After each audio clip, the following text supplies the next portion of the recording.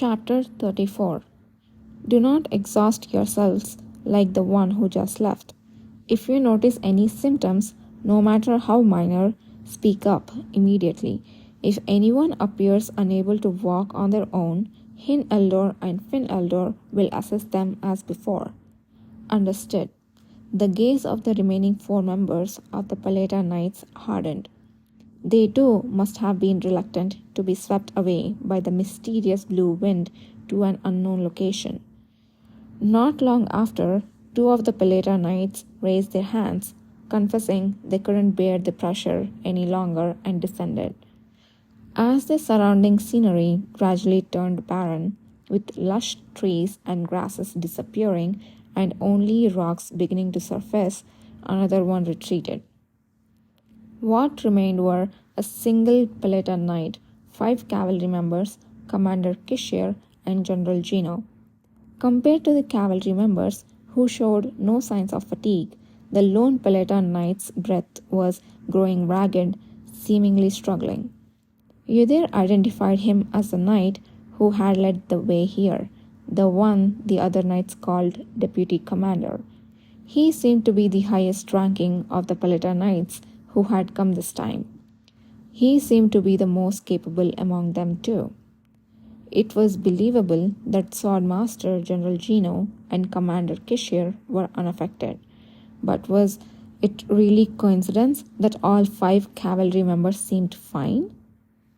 Yudir had kept a close eye on the energy flowing around him as he ascended. However, so far he hadn't noticed anything unusual. Gakane, how are you feeling? I'm fine. If anything, I feel a bit more energetic as we get closer to where the stone is. I have been wondering if the stone that awakened us might be the reason. Gakane, after hearing the question, examined his own arms and legs before responding. Yudir thought his theory might have some merit. We are almost there. If we climb up there, we will be able to see the massive crater created by the falling stone at once. As the trees began to disappear and they finally arrived at a slope primarily composed of rocks, General Gino addressed Kishir. Right, that place, called the Navel of the World or something equally grandiose. I'm quite eager to see what it looks like. The Navel of the World. Listening to their conversation, Yudir sifted through the information he remembered from the past. The Yudir of the past had not participated in the Redstone retrieval operation, but before his death, he had read a brief piece of information about the massive crater created by the falling stone while researching the redstone. One day, the redstone fell from the sky, landing in the middle of the Ariak Mountains, instantly destroying all surrounding trees and land and creating a massive crater. It was said that the size of the crater was as large that nearly a whole city's worth of forest disappeared. Even after the stone was retrieved, no trees or grasses grew there.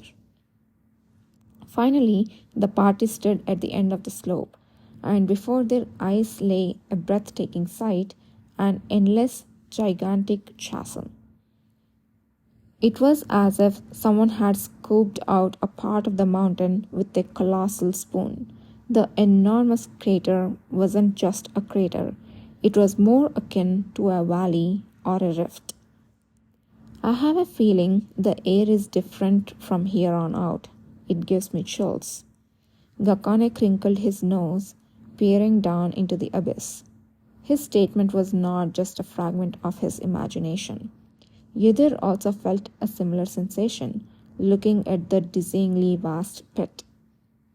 Yes, this is a feeling. Long ago, when he saw the red stone that Kishir had retrieved from a distance, he felt a strange energy. It was as if the invisible air from all around was pressing down on him, a faint pressure that seemed to ride on the wind. What a refreshing sight. Let's proceed downward now. Kishore looked around with a unique appreciation. There didn't seem to be any safe paths, but they had to descend. The red stone they were seeking lay right in the middle of that immense pit. Your Highness, I think I should not proceed any further. The last remaining Paleta knight spoke to Kishore, who was about to descend a suitable slope. I'm having difficulty breathing. All right, understood. Stay here a little further away. I apologize. I should follow you until the end. I'm ashamed. You have done an excellent job just by following us this far. Don't worry about it. Finally, the last remaining knight withdrew as well. Tension appeared on the faces of the cavalry members. They carefully stepped down, ensuring they did not slip. As they descended, the pressure became stronger, until it felt as if thousands of needles were pricking their entire bodies by the time they reached the bottom. It seems that all the cavalry members are in the similar state. Is it because we are awakeners? Yudhir scanned the faces of the slowly moving members. Although they felt the pressure, none of them seemed to be having trouble breathing. General, which way should we go now? Head straight towards the center of the pit. The stone is very small, so you can only see it when you get close. Kishore questioned, and General Gino answered. Even he seemed to feel a significant pressure now, and his brows were furrowed. Only Kishore and Yudhir did not show any change in their expressions. The world spear didn't emit such strong energy. As Yudhir approached the location of the red stone, he recalled the world spear he had seen countless times. The world spear, long kept embedded in the sanctuary forest, did give off a slightly strange sensation when approached, but it did not emit such rough and intense energy. It's clear that the energy of the red stone was reduced and disappeared due to the refining process in the Pearl Tower. What the hell were they trying to do?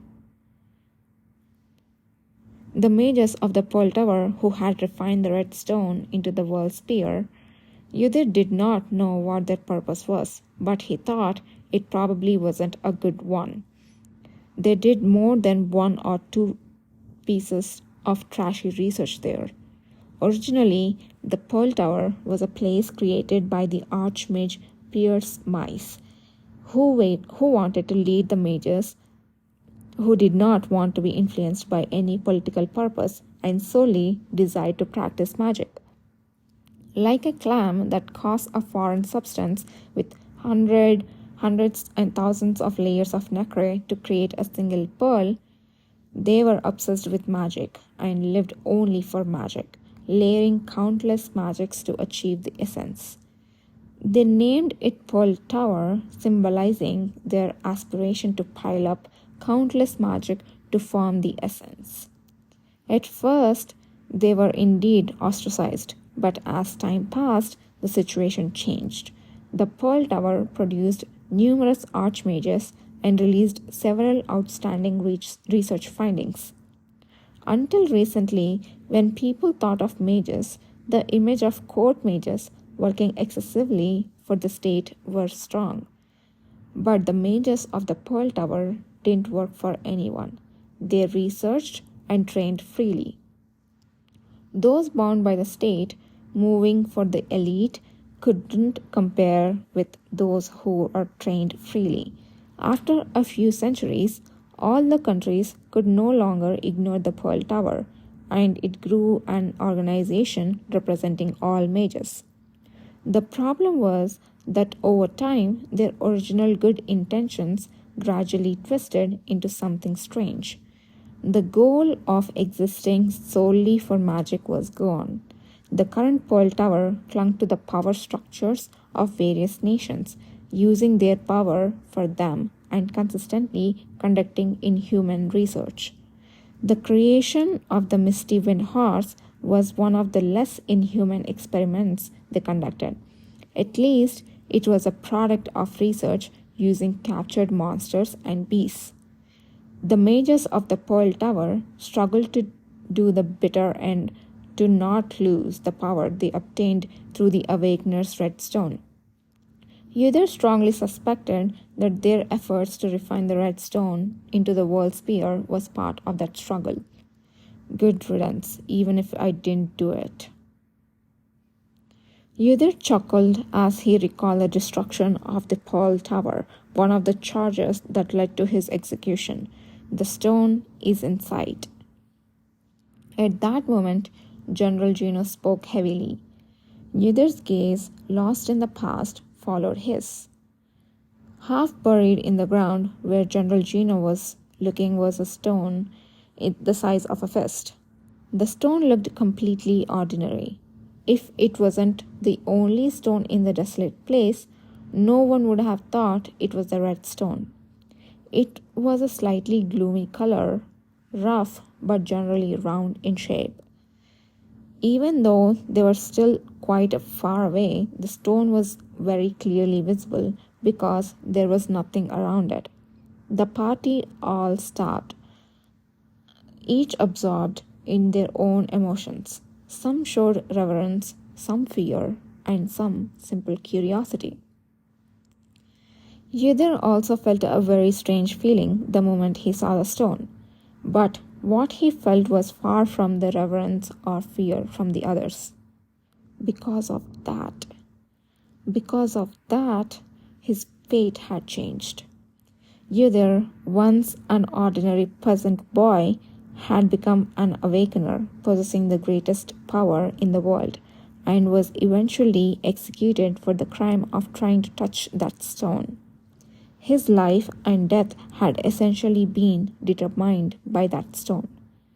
And now it's a stone that needs to be carefully observed and protected. Previously, he had not been able to closely examine the stone before it was chipped away, but this time was different. Uther resolved to use this opportunity he had been given more wisely than anyone else. "How's everyone feeling?"